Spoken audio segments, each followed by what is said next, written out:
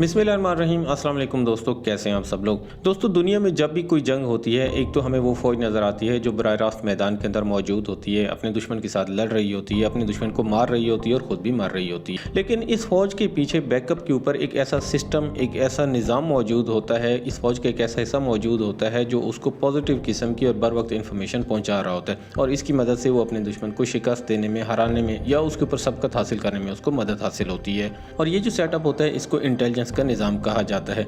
दुनिया में जब भी कोई जंग जीती गई है तो उसके अंदर इंटेलिजेंस का बहुत अहम किरदार रहा है, और ख़ासतौर पर आज के ज़माने में जब साइंटिफिक किस्म की जंगें लड़ी जा रही हैं तो इसमें इंटेलिजेंस सिस्टम के बगैर और एक अच्छे इंटेलिजेंस सिस्टम के बगैर कोई भी मुल्क या कोई भी फ़ौज जो है अपने दुश्मन को शिकस्त नहीं दे सकती। अगर बात करें इन दिनों की या आज के ज़माने की, तो इस वक्त हमास और इसराइल की जंग जो है पूरी दुनिया के अंदर डिस्कस होती है कि जहाँ हमास की बहादुरी के चर्चे होते हैं, उनकी जंग हिकमत अमली की बात होती है, वहाँ इसराइल की इंटेलिजेंस सिस्टम के ऊपर भी ज़रूर बात की जाती है, क्योंकि इसराइल एक ऐसा मुल्क है जिसके पास दुनिया का बेहतरीन इंटेलिजेंस सिस्टम मौजूद है। तो आज की वीडियो में हम देखेंगे कि इसराइल का ये जो इंटेलिजेंस सिस्टम है ये किन किन यूनिट्स के ऊपर मुश्तमिल है, इसमें कौन कौन सी डिवीज़न है, ये किस तरीके से काम करती हैं और किस यूनिट की या किस डिवीज़न की कौन सी जिम्मेदारी है, और हमास के खिलाफ इसराइल इनको किस तरीके से इस्तेमाल कर रहा है।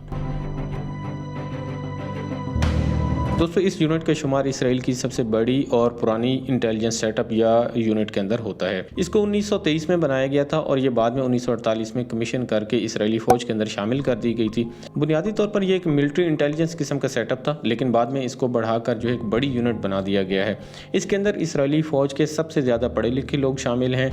ये सबसे ज़्यादा ज़हीन लोग हैं जो फ़ौज के अंदर से मुंतखब किए जाते हैं, और इस वक्त तकरीबन 10,000 लोग जो है इस यूनिट के अंदर काम कर रहे हैं। अगर इसकी ज़िम्मेदारियों की बात की जाए तो इसकी सबसे बड़ी जिम्मेदारी ये है कि ये जासूसी बनाने वाले आलात तैयार करती है इसराइली फ़ौज के लिए, इसराइली फ़ौज को देती है और ख़ुद भी इनको इस्तेमाल करके दुश्मन की मालूमात जमा करती है। उनका डाटा जो है एनालाइज किया जाता है और बाद में फिर जो है आला कमांड तक इसको पहुंचाया जाता है। कारकर्दगी के लिहाज से इस यूनिट को अमेरिकन नेशनल सिक्योरिटी एजेंसी के हम पल्ला करार दिया जाता है। इसकी सबसे बड़ी जिम्मेदारी ये है कि ये ईरान के एटमी प्रोग्राम के ऊपर नज़र रखती है, वहाँ इलेक्ट्रॉनिक किस्म की जासूसी करती है, और 2010 में जब ईरान के एटमी प्रोग्राम के ऊपर साइबर हमला हुआ था तो उसके अंदर भी इसकी कार्रवाई शामिल थी। दोस्तों, जिस तरीके से 8200 को इसराइल के कान कहा जाता है, ठीक इसी तरीके से 9900 इस यूनिट को इसराइल की आंखें करार दिया जाता है, क्योंकि ये वीडियोस और तस्वीर के ज़रिए और इंटरनेट, मोबाइल और कंप्यूटर के ज़रिए से जो है जासूसी का काम करती है। इस मकसद के लिए ये जासूस drone, computer, mobile phone, website, मुख्तलिफ़ किस्म की मोबाइल और कंप्यूटर की एप्लीकेशन को इस्तेमाल करती है, उनके डाटा को जमा करती है, और इसकी कोशिश होती है कि दुनिया भर के अंदर जासूसी करके ये देखा जाए कि लोग इंटरनेट के ज़रिए इसराइल के बारे में क्या बात कर रहे हैं, उनका क्या ओपिनियन है, और क्या कोई लोग दुनिया के मुख्तलिफ हिस्सों में बैठकर इसराइल के खिलाफ कोई प्लानिंग तो नहीं कर रहे। इसलिए ये यूनिट जो है सबसे ज़्यादा मुलव्वस होती है इंटरनेट के ज़रिए इसराइल के लिए जासूसी करने में।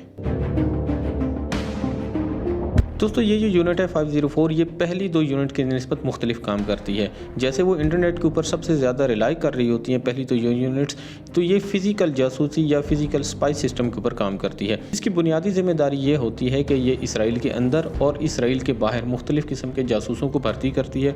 भर्ती करने के बाद इनको सरहदी इलाकों के अंदर तैनात किया जाता है और देखा जाता है कि लोग वहाँ पर क्या काम कर रहे हैं। इसके अलावा ये अपने जासूसों को भर्ती करके गज़ा, लबनान, मिस्र और ईरान वगैरह के अंदर भी भेजते हैं और देखते हैं कि वहाँ के लोग या वहाँ की फ़ौज जो है इसराइल के बारे में क्या प्लान कर रही होती है। यानी पहली तो जो यूनिट्स होती हैं उनका काम होता है इंटरनेट के ज़रिए इलेक्ट्रॉनिक किस्म की जासूसी करना, जबकि ये है फ़िज़िकल या ह्यूमन रिसोर्स के ज़रिए जासूसी करने में काम करती है।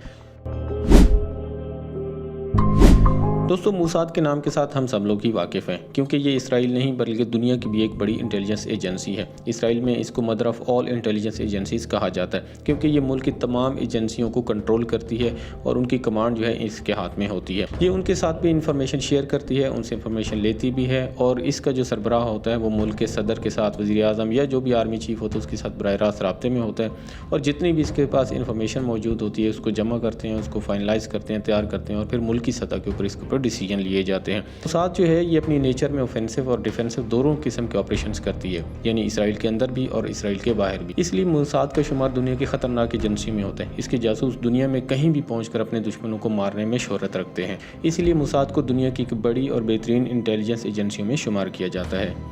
दोस्तों, उम्मीद है आज की वीडियो आपको पसंद आई होगी। अगर पसंद आई है तो इसको लाइक कर दें, इसको अपने दोस्तों के साथ शेयर कर दें, और मज़ीद वीडियोस को देखने के लिए इस चैनल को सब्सक्राइब करके घंटी का बटन भी दबा दें।